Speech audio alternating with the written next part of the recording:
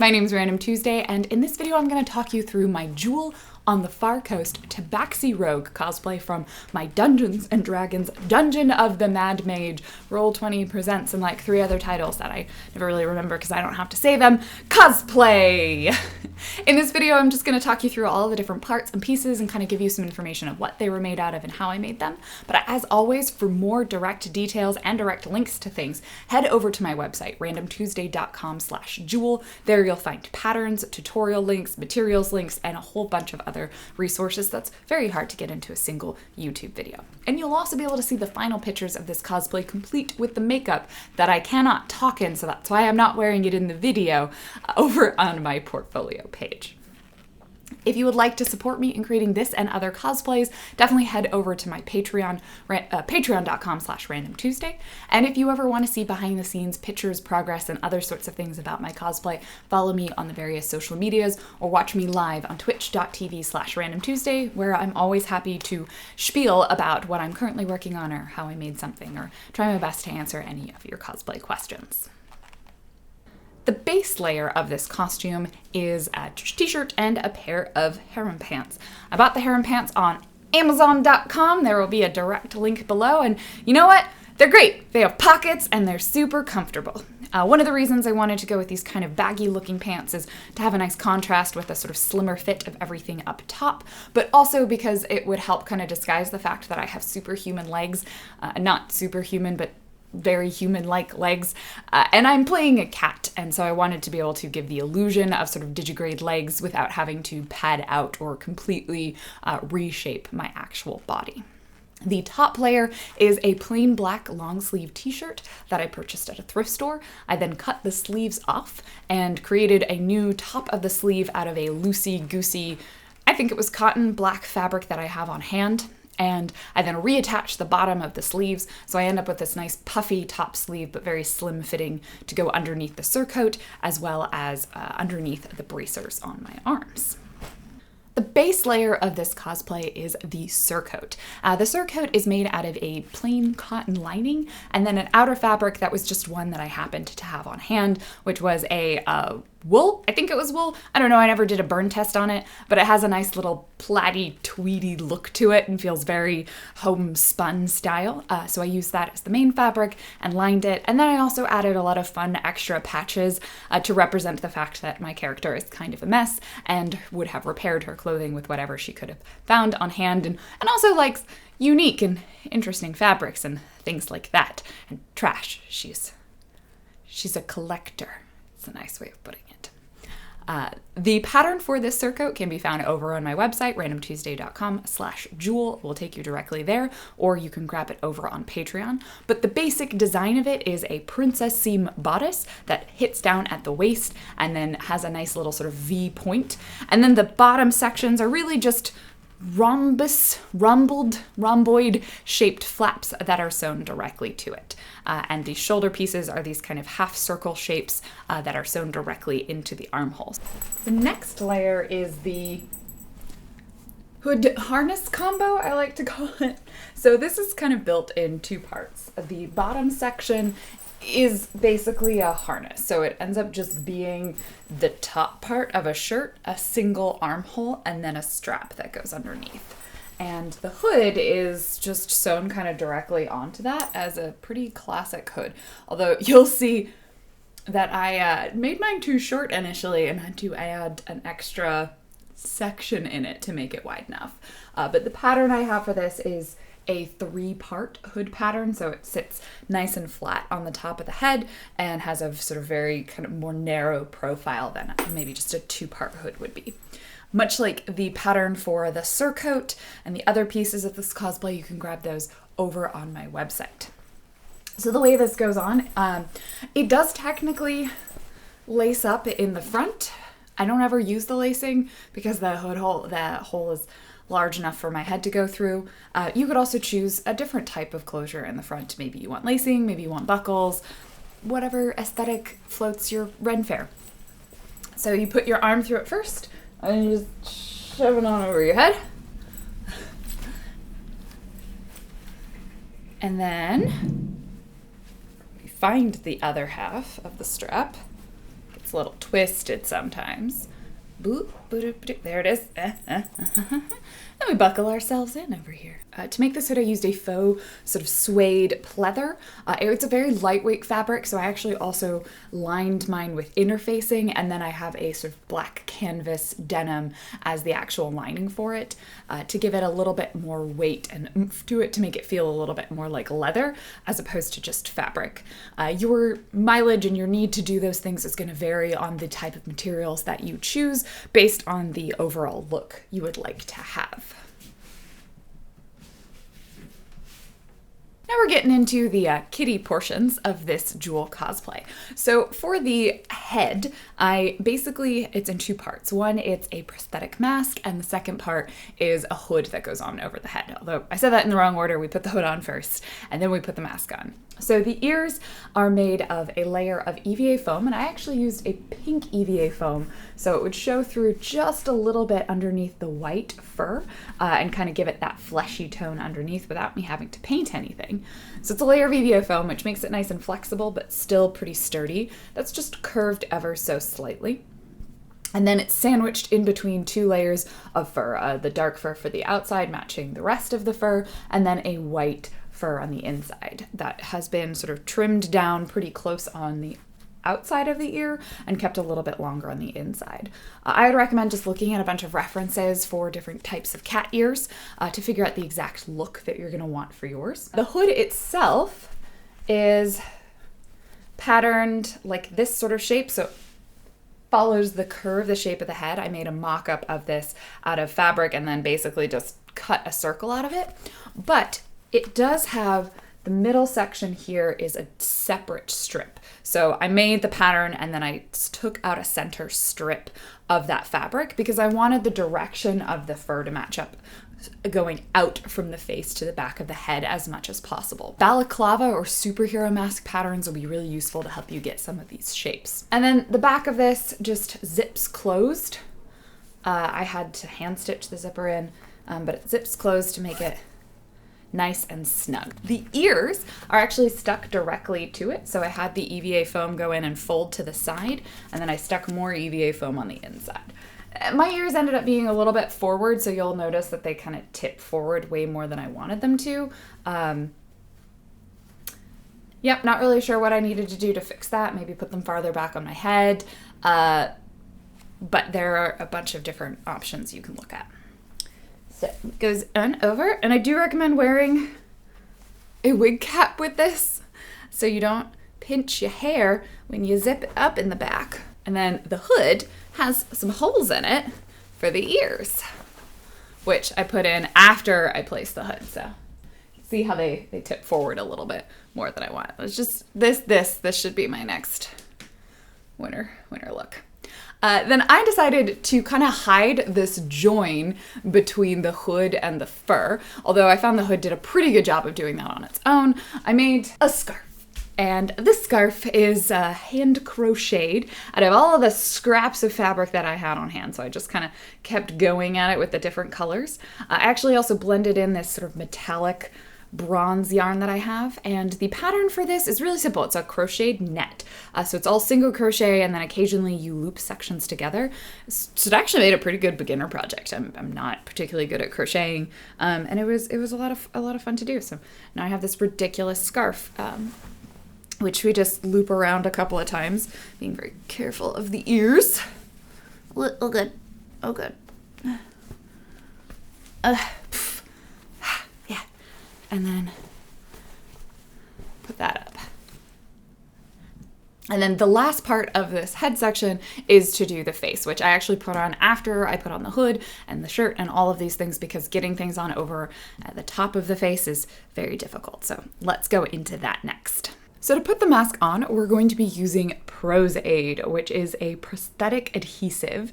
This is the things the professionals use, theoretically, because it stands for professional aid.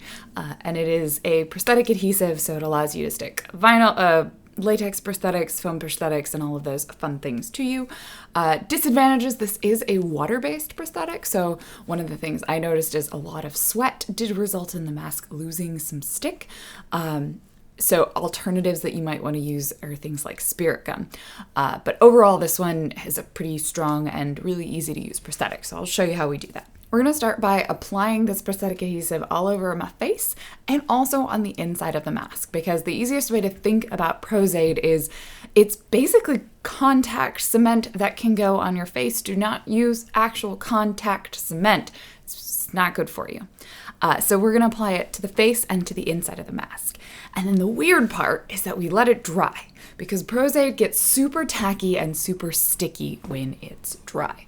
So I'm just going to put this all over my face. And I'm using an old artist paintbrush that I don't care at all about. And I'm actually going to leave some of the edges uncovered. Don't put it too far on your eye. I know this thing sticks to my eyebrows. So you want to apply it to the places that the mask is going to be and get a good coating on there. I likely did not have enough the first time I wore it, which is why it all sweated off. And I'm going to avoid this really soft part of my eye, but I'm going to get a bunch of it in there.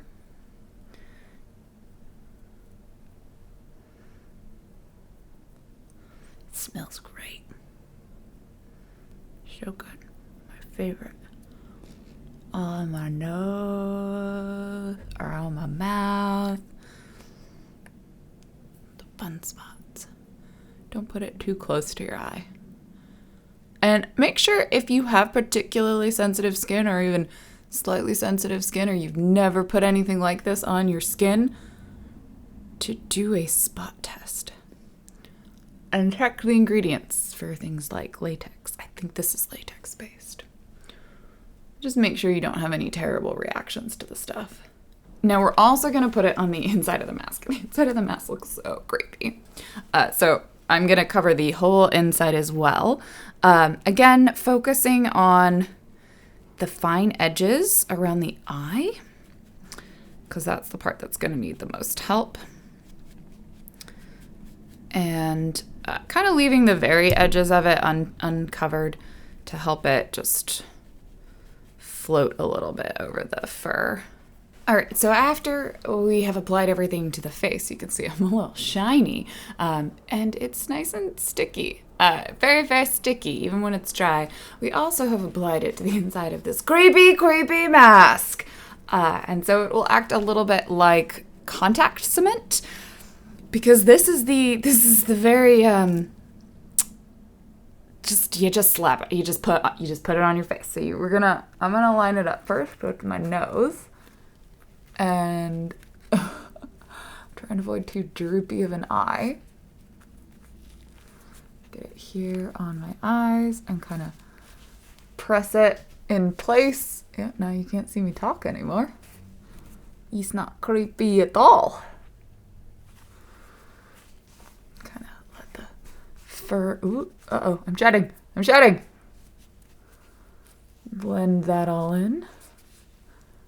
And then line up the bottom of the eyes. Oh no. Oh, it's so sticky. Okay. Get it where you want it, 'cause it's not coming off forever. Oh,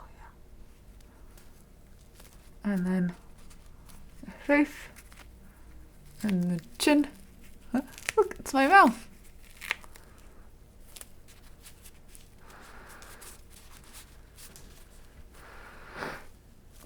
Fun fact about this mask is the nose holes don't really line up with my actual nose.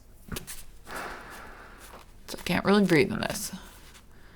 And I'm going to press it all down. So I am not doing the whole video in this mask, because I can barely talk and breathe. And now we just have creepy human eyes. So we got to deal with that and creepy human mouth. And that we're going to fix with the magic of makeup. So now we're going to go in with some makeup. And to fill the areas around the eyes and mouth, which are really the two that we need to fill, I'm going to be using Ben Nye. It's just a cream-based makeup, which is pretty good coverage. You can probably just go at it with like eyeliner and stuff too. And I'm going to get in and around. And you can do this before you put the mask on. I've done both. I haven't necessarily found one easier than the other, or more effective than the other. So you just kind of do what works for you. But we're gonna fill it all in, so I don't look human anymore. Meow, meow, meow, meow, meow.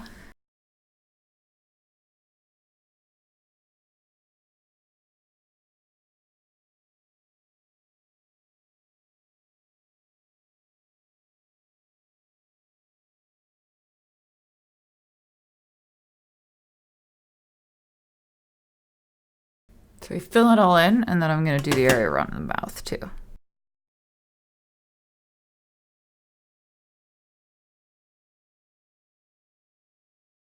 And then to seal it, I am going to use just black eyeshadow. Because I want it to stay dark. Don't lick your lips. And just brush out the last bits of the fur. Meow, meow, meow. And the final finishing touches, I did wear fangs. You could choose to also add some contacts to really get your kitty cat look.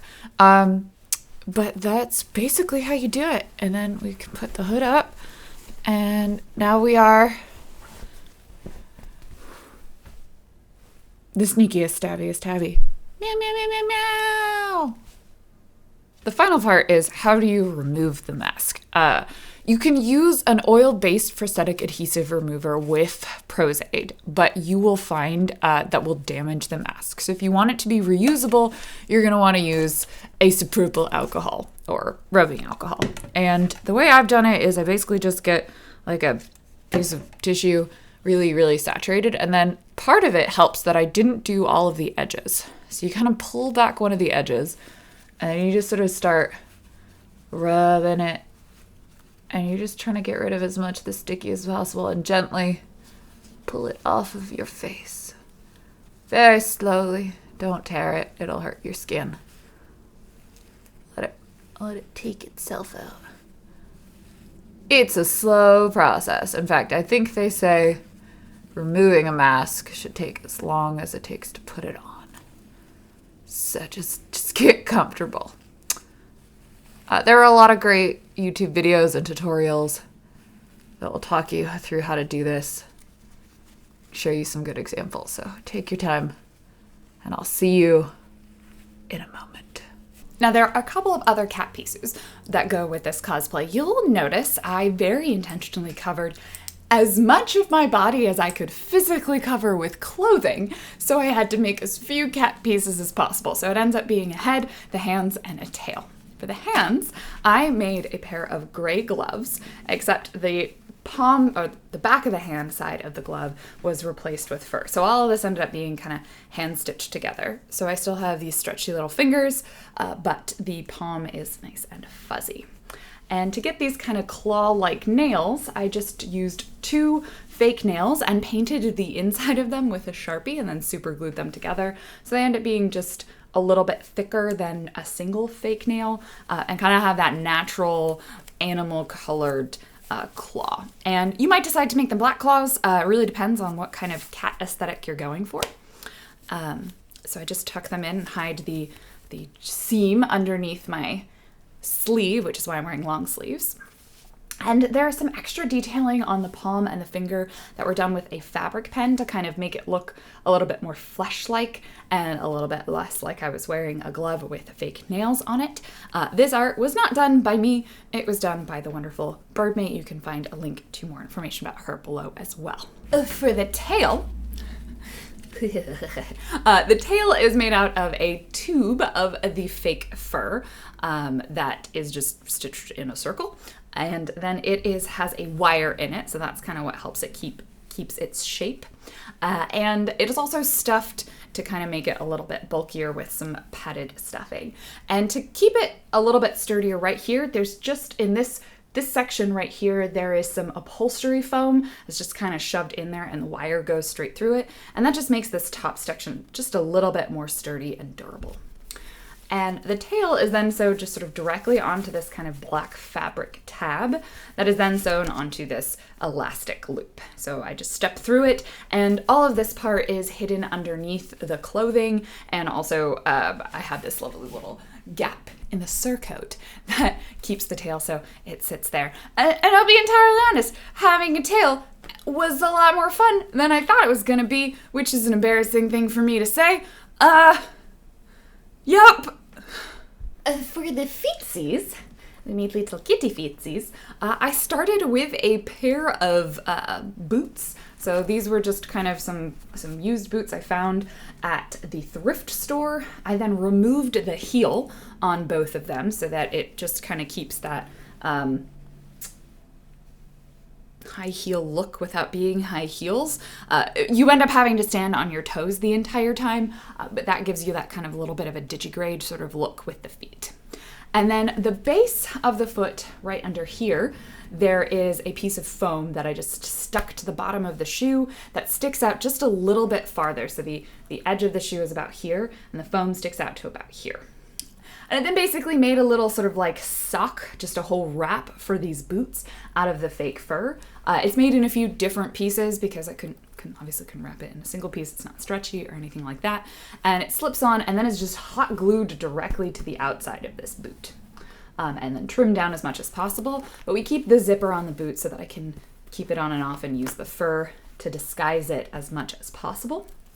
And then so that I didn't slip, but also to give cute toe beans, I used some rubber pads and just E6000 glued them to the base of this shoe to kind of make it non-skid, because fur is very slippery. And for these ones, much like I did the claws on the gloves, I glued 2 layers of those fake nails together, and then I cut a little slit and stuck them into the shoe. There's some stuffing in here as well, and then hot glued them in place. And I drew in with fabric marker those extra lines to kind of give that effect of a kitty paw. And to put them on, all I do is unzip the sides, and then these do have a little bit of a sort of a waist, an ankle section around them to kind of keep them cinched in. Slip your foot in, and then you just practice walking around on your high heels. It's like high heels, but without as much support.